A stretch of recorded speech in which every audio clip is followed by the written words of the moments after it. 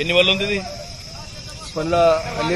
అన్నేసిందే అంటే ఇట్లా ఎద్దలకి చూసినట్టు చూస్తారా ఇలా కూడా?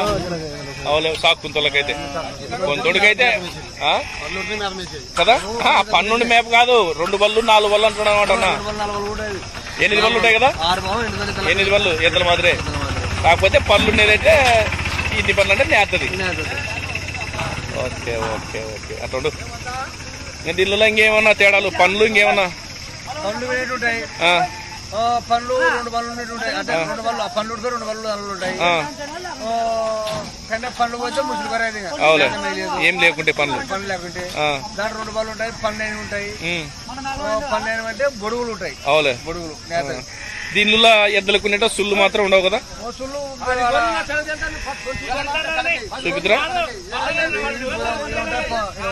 ఆడా ఆడనా? ఆడ చూడుంటే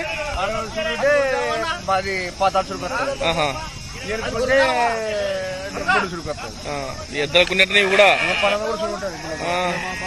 ఓకే, ఈ రోజుతో పళ్ళు ఈ మనిషి చెప్పింది. నీ పేరు? రామచంద్రుడు చెప్పింది. ఎవరు?